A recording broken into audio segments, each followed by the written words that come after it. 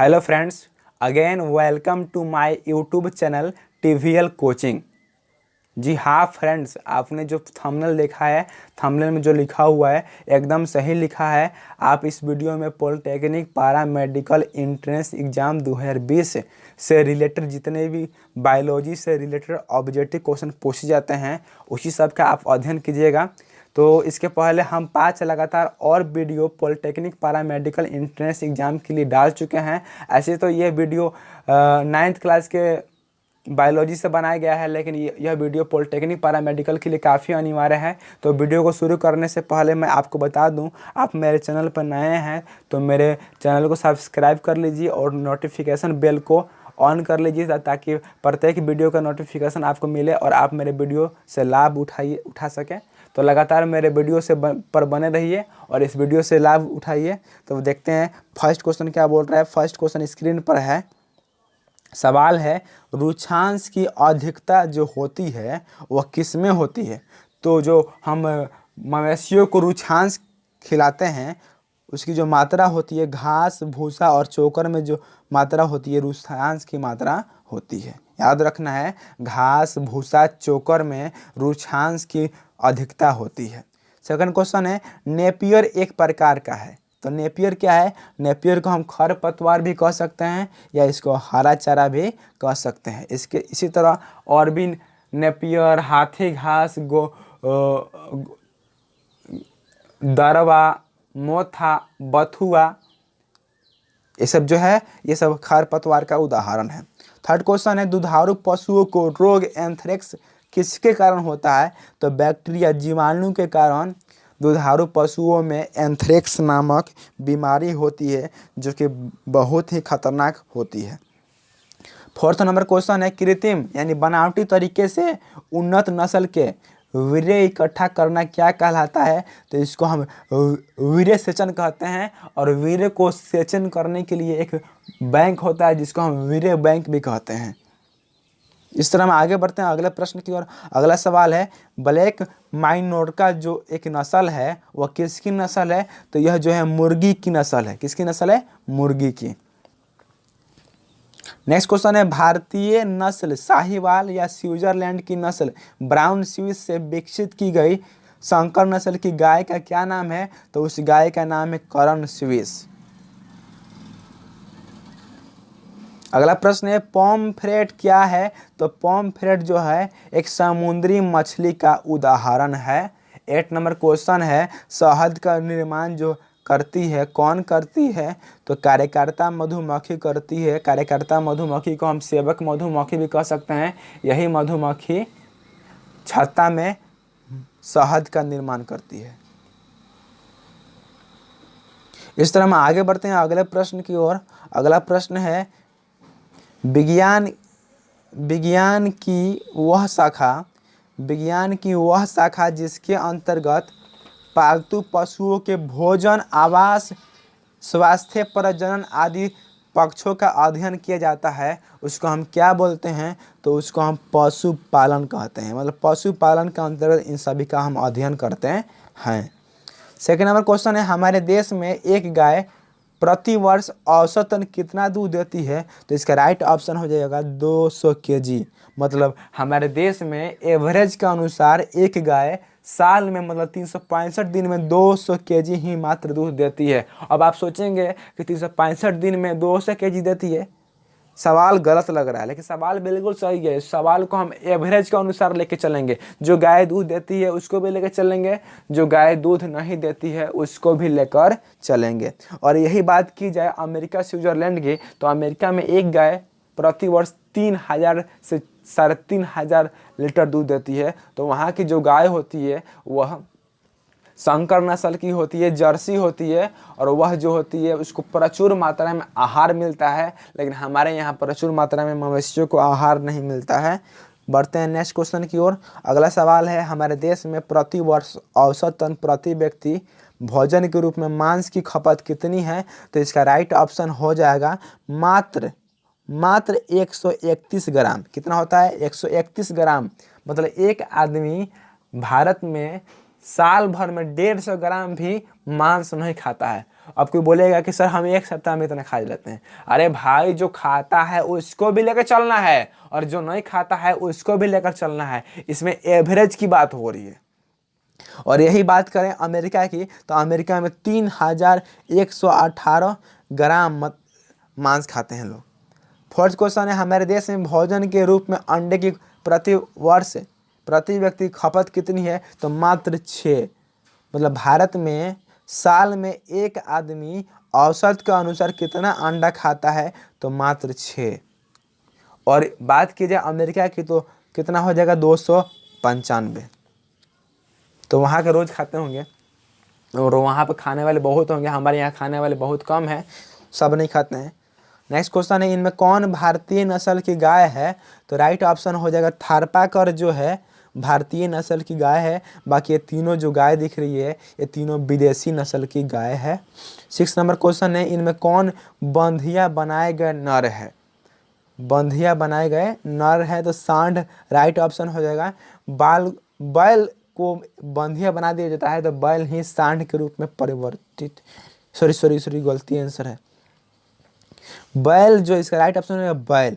इनमें से कौन बंधिया बनाए गए नर है? तो बैल जो होगा राइट ऑप्शन होगा। सांड को हम बंधिया बनाते हैं तो वो बैल के रूप में परिवर्तित हो जाता है। नेक्स्ट क्वेश्चन है, national dairy research institute NDRI हमारे देश के किस राज्य में स्थित है? तो इसका सही उत्तर होगा हरियाणा। मतलब हरियाणा में नेशनल डेयरी रिसर्च इंस्टीट्यूट स्थित है। ये सवाल मोस्ट इम्पोर्टेंट है, बार बार एग्जाम में आता है। तो इस तरह हम आगे बढ़ते हैं अगले प्रश्न की ओर। अगला प्रश्न है, हमारे देश में पाए जाने वाले भैंस की प्रजाति कौन है? तो हमारे देश भारत में पाए जाने वाली भैंस की प्रजाति का नाम है जाफराबादी। अगला प्रश्न है, पशुओं के कृत्रिम विधि से वीर्य को मादा के योनि में पहुंचाने की क्रिया को हम क्या बोलते हैं? तो इसको हम बोलते हैं कृत्रिम वीर्यसेचन। इसको हम आम भाषा में, बोलचाल की भाषा में हम सीम डालना भी कहते हैं। तो इस तरह हम आगे बढ़ते हैं अगले प्रश्न की ओर। 10 नंबर क्वेश्चन है हमारा, दुग्ध स्त्राव काल के आरंभिक 4 से 6 महीने तक जब दूध स्त्राव की मात्रा अधिक होती है तब हम गाय को क्या बोलते हैं? तो उस समय हम गाय को धेनु बोलते हैं। उसके बाद जब दूध की मात्रा कम हो जाती है गाय की देने की तो उसको हम बकेनु बोलते हैं। और गाय दूध देना बंद कर देती है तो उसको हम बिसुकी बोलते हैं। और आम बोलचाल की भाषा में लोग बोलते हैं मेरी गैया बिसु गई है। इस तरह हम आगे बढ़ते हैं अगले प्रश्न की ओर। अगला प्रश्न है, इनमें कौन पशुधन के आहार के रुक्षांश का भाग है? तो राइट ऑप्शन हो जाएगा इनमें सभी, क्योंकि सभी जो है रुक्षांश का ही भाग है। नेक्स्ट क्वेश्चन है, खली या तेल केक तथा गुड़ पशुधन के आहार के कौन से भाग है? तो सही उत्तर हो जाएगा सांद्र पदार्थ। अगला प्रश्न है,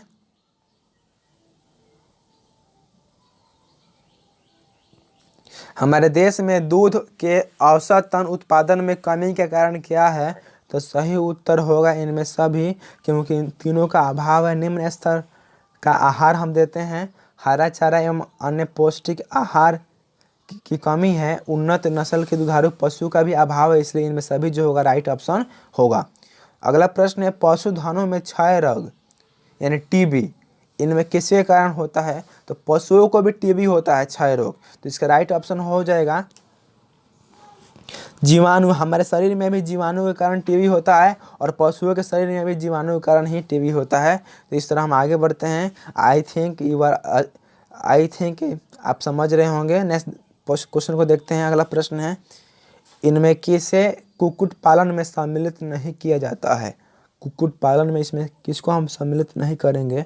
तो राइट ऑप्शन होगा तोता एवं कौवा को हम कुक्कुट पालन में नहीं सम्मिलित करेंगे, क्योंकि तोता और कौवा को पाला नहीं जाता है। मतलब पाला जाता है, मतलब मांस और अंडा के लिए नहीं पाला जाता है, लेकिन तीनों को मांस और अंडा के लिए पाला जाता है। आगे बढ़ते हैं अगला प्रश्न की ओर। अगला प्रश्न है, अधिक मांस प्राप्त करने के लिए किस मुर्गी को पाला जाता है? तो ब्रोलर किस्म की जो मुर्गी होती है यह मांस के लिए फेमस है, और लेयर किस्म की जो मुर्गी होती है वह अंडा के लिए फेमस है। अगला प्रश्न है, ILS82 तथा HH260 क्या है? तो यह जो है संकर नस्ल की मुर्गियों की प्रजातियां है। अगला प्रश्न है, एक स्वास्थ्यकर कुक्कुट आवास में किन चीज़ों का समुचित व्यवस्था होनी चाहिए? तो इनमें सभी राइट ऑप्शन हो जाएगा, क्योंकि स्वच्छ हवा एवं सूखा वातावरण होना चाहिए, नियमित सफाई होनी चाहिए, पानी पीने वाला जो पानी होता है वो सही होना चाहिए, और आवास का जो फर्श होता है वो पक्का होना चाहिए। ये तीनों होगा, इसलिए इनमें सभी पर हम टिक करेंगे। अगला प्रश्न है, मृदु जलीय मछलियों तथा कुछ जाति के कवचीय मछलियों का उत्पादन एवं संवर्धन क्या कहलाता है? तो इसका राइट ऑप्शन हो जाएगा अंतःस्थलीय मत्स्यिकी, इसको हम कहेंगे। नेक्स्ट क्वेश्चन है, सार्डिन, टूना तथा बॉम्बे डक क्या है? तो ये तीनों जो है, यह तीनों समुद्री मछली की प्रजातियों का नाम है। तो आगे बढ़ते हैं अगले प्रश्न की ओर। अगला प्रश्न है, नदी, तालाब, झील जैसे स्रोतों से कांटे एवं चारा की मदद से या जाल लगाकर मछलियों का पकड़ा जाना क्या कहलाता है? तो इसको हम बोलचाल की भाषा में तो बोलते हैं मछली मारना, लेकिन देखते हैं इसका राइट ऑप्शन क्या होगा। तो राइट ऑप्शन होगा प्रग्रहण मत्स्यन, इसको हम कहेंगे प्रग्रहण मत्स्यन। मछली मारना को हम किताबी भाषा में क्या कहेंगे? प्रग्रहण मत्स्यन। अगला प्रश्न है, मछलियों में प्रेरित प्रजनन के लिए किस अंतःस्रावी ग्रंथि की सुई लगाई जाती है? तो सही उत्तर हो जाएगा पिट्यूटरी अंतःस्रावी ग्रंथि की सुई लगाई जाती है मछलियों में। अगला प्रश्न है, मधुमक्खी के एक छत्ते में किस जाति की मधुमक्खी की संख्या सबसे अधिक होती है? तो मधुमक्खी के छत्ते में सबसे अधिक कार्यकर्ता मधुमक्खी होती है, जिसको हम सेवक मधुमक्खी भी कह सकते हैं। नेक्स्ट क्वेश्चन, इनमें कौन प्राकृतिक रोगाणुरोधक या एंटीसेप्टिक होता है? तो सही उत्तर हो जाएगा मधु जो है, शहद जो है, शहद एंटीसेप्टिक का काम करता है। ये सबसे अच्छा आहार है जो कभी जीवन में कभी भी खराब नहीं होता है। नेक्स्ट क्वेश्चन है, मधुमक्खी के एक छत्ते में कार्यकर्ता या सेवक का कार्य क्या नहीं है, मतलब क्या नहीं करती है? सेवक मधुमक्खी के छत्ते में क्या काम नहीं करती है? तो रानी को निषेचित करना, ये काम छोड़ करके सारा काम करती है। नर मधुमक्खी जिसको हम ड्रोन कहते हैं, वही मधुमक्खी रानी मधुमक्खी को निषेचित करती है। अगला प्रश्न है, मधुमक्खी के छत्ते में ड्रोन का क्या कार्य है? तो ड्रोन जो होती है, जिसको हम नर मधुमक्खी भी कह सकते हैं, इसका काम रानी मधुमक्खी को निषेचित करना होता है। अगला प्रश्न है, मधुमक्खी के छत्तों का निर्माण किसके द्वारा होता है? तो मधुमक्खी के छत्तों का जो निर्माण होता है वह मधुमोम के द्वारा होता है, और मोम का भी हमारे दैनिक जीवन में बहुत ही अहम रोल है। मोम से पेंट, मोम का पुतला, धागा का मजबूत और कुछ आयुर्वेदिक औषधि भी बनाई जाती है। तो इस तरह हम आगे बढ़ते हैं अगले प्रश्न की ओर। अगला प्रश्न है, मधुमोम स्रावित करना किसका कार्य है? तो मधुमोम जो होता है, यह इसको स्रावित जो करती है वो कार्यकर्ता मधुमक्खी करती है। अगला प्रश्न है, मछलियों के द्वारा अंडाणु एवं शुक्राणु का मुक्त किया जाना क्या कहलाता है? तो मछलियों के द्वारा अंडाणु एवं शुक्राणु का जो मुक्त हम करते हैं उसको हम कहते हैं अंड जनन या स्पॉनिंग। ग नंबर राइट ऑप्शन होगा। 30 नंबर क्वेश्चन है, इनमें कौन अलंकारिक या सजावटी समुद्र मछली की एक प्रमुख प्रजाति है? तो सही उत्तर हो जाएगा क्लाउन फिश। 31 नंबर क्वेश्चन है जो कि मोस्ट इम्पोर्टेंट है, इसको देखते हैं क्या पूछ रहा है सवाल। निम्नलिखित मछलियों में कौन प्रजाति जलीय खरपतवार खाती है? तो सही उत्तर हो जाएगा ग्रास कॉर्प की प्रजाति में जितनी मछलियाँ आती है वही सब घास खाती है। घास को हम इंग्लिश में ग्रास ही बोलते हैं, इसलिए यहाँ पे कॉमन सेंस मिल रहा है। अगला प्रश्न है, इनमें किस प्रजाति के द्वारा मोतियों का संवर्धन किया जाता है? तो सही उत्तर हो जाएगा ओएस्टर जो है सही उत्तर होगा। 33 नंबर क्वेश्चन है, इनमें कौन वर्ग मत्स्य का सदस्य नहीं है? मतलब मछली का वर्ग नहीं है, तो राइट ऑप्शन होगा कवचीय मछली जो है इसको मछली के समूह में नहीं रखा गया है। 34 नंबर क्वेश्चन है, विभिन्न साधनों का उपयोग कर जलीय पौधे तथा जंतुओं का उत्पादन किया जाना क्या कहलाता है? तो सही उत्तर होगा जलीय संवर्धन, इसको हम कहेंगे। आई होप सारे क्वेश्चन आपको समझ में आ रहे होंगे। इस तरह हम आगे बढ़ते हैं अगले प्रश्न की, और अगला प्रश्न 35 नंबर